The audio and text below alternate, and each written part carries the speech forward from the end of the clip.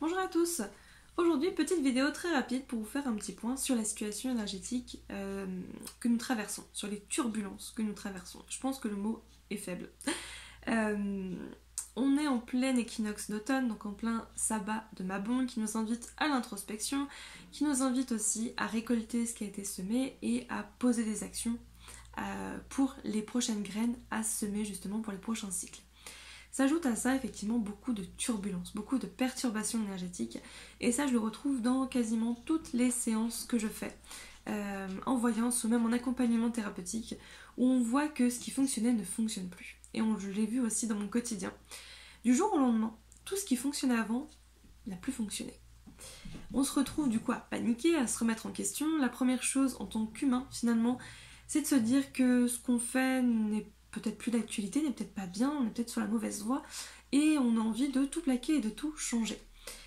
Eh bien pas du tout. En fait on nous demande de nous poser, d'arrêter de courir 5 minutes et de se demander qui on est. Et en fait ce tirage commence comme ça. Commence par la carte de la nature et la carte de l'infini, en nous demandant qui on est véritablement. Donc en fait il faut être soi, plus que jamais. C'est-à-dire retrouver son essence primaire, c'est-à-dire vraiment qui on est très profondément. Pas qui on veut être, pas qui on nous a demandé d'être, mais qui on est. Et la carte de l'infini, elle rajoute encore plus de turbulences, parce qu'en fait c'est le tout et le rien.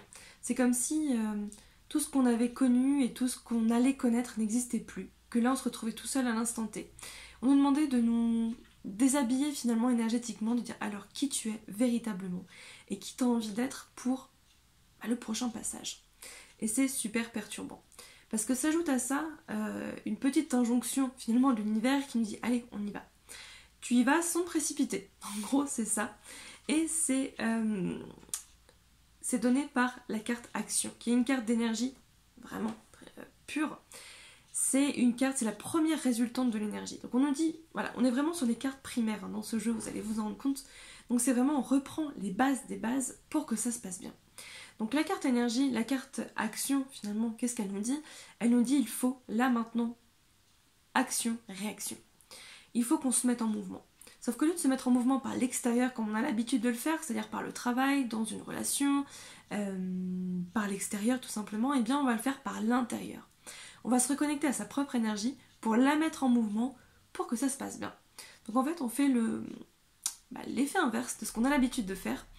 C'est pas forcément ce qu'on va faire de prime abord et pourtant c'est ce qui nous est demandé de faire aujourd'hui. Donc en fait c'est une situation normale, c'est une situation hyper perturbante et on nous demande vraiment de se dire ok, qui es-tu? Quelle est ton énergie? Et utilise ton énergie pour mettre en place des choses.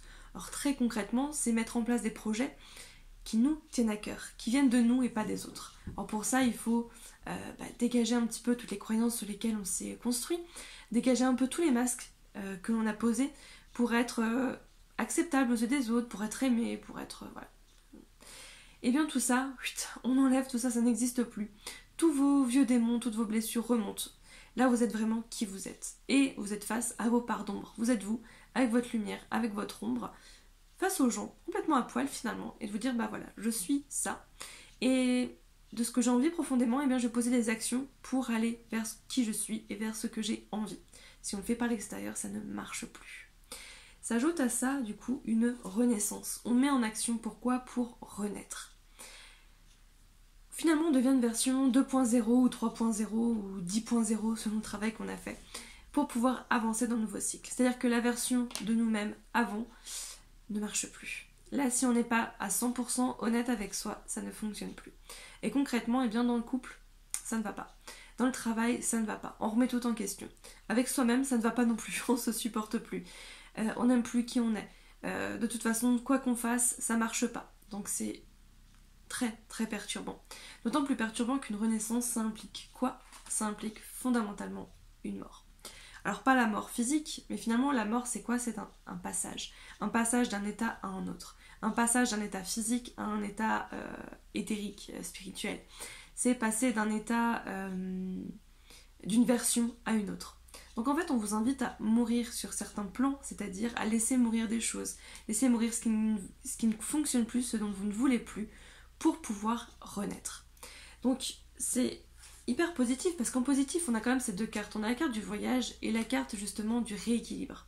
Donc c'est-à-dire que tout ça, c'est pour vous rééquilibrer positivement. C'est hyper perturbant, mais si on vous demande de lâcher des choses, c'est pour votre bien, vraiment.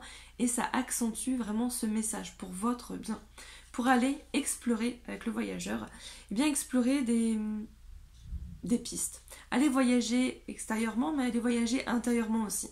Se découvrir des choses qu'on a laissées tomber. Découvrir des pans de nous qu'on n'a pas voulu exprimer. Ça peut être toutes les choses qu'on vous a demandé de nier dès votre enfance. Tu ne dois pas être ça. T'es méchant, donc en fait, ton côté un petit peu trop sûr de toi, le côté un peu tranchant, tu le mets de côté. Toutes les injonctions, toutes les choses qu'on nous a obligés finalement de laisser de côté pour être acceptable, parce que c'est honteux, parce que c'est moche, parce que les parts d'ombre on n'en veut pas. Et bien tout ça sont en train de ressurgir parce qu'elles font partie de vous et elles sont nécessaires à votre évolution.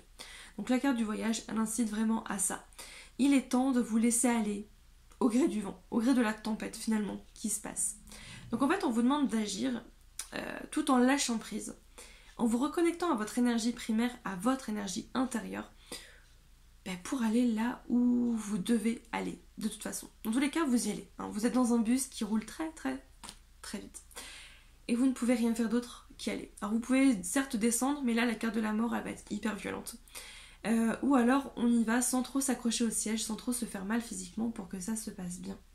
Et on a plutôt intérêt à le faire le plus positivement possible, parce qu'en contre on a quand même une carte qui est censée être hyper positive, mais qui là est en contre.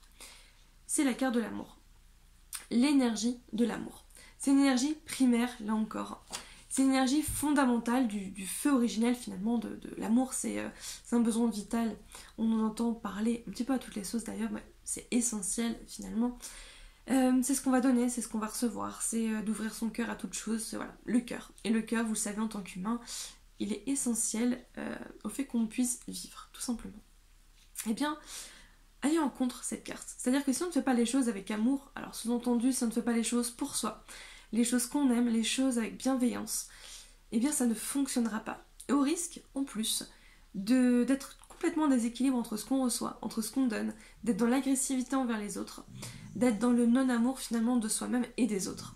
Et ça, on le voit, et je pense que vous le voyez aussi dans votre quotidien, où les gens sont hyper durs. Où les gens sont dans la critique plus, où les gens jugent tout ce que vous faites, où les gens passent de tout à rien en fait. C'est « Ah, j'aime ça un jour, et puis le lendemain, je t'aime plus parce que j'ai entendu que c'était pas bien, parce que c'est hyper violent. » Et du coup, on arrive dans une agressivité, dans un climat qui n'est absolument pas serein, pas en paix, parce que les gens ne sont pas eux-mêmes en paix. Sauf qu'au lieu de réfléchir à ce que eux veulent, ils vont l'exprimer sur l'extérieur.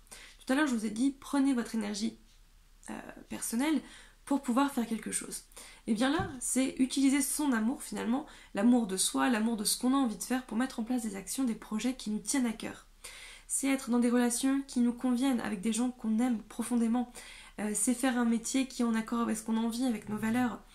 Si on fait ça dans le sens inverse, on va se mettre à détester notre travail, à détester notre collègue, à détester les gens qui ont réussi et qui font des choses qu'ils aiment, à détester ces gens qui prennent plus de temps pour eux, à dire que ces gens sont des feignants, que les jeunes aujourd'hui, que la société actuelle devient feignante, parce que les gens prennent plus de temps pour eux. Peut-être que les gens aujourd'hui prennent un mi-temps ou un trois quarts de temps. Peut-être qu'ils ont envie de faire un travail moins physique. Peut-être qu'ils n'ont pas envie d'aller faire un travail qui ne les épanouit pas.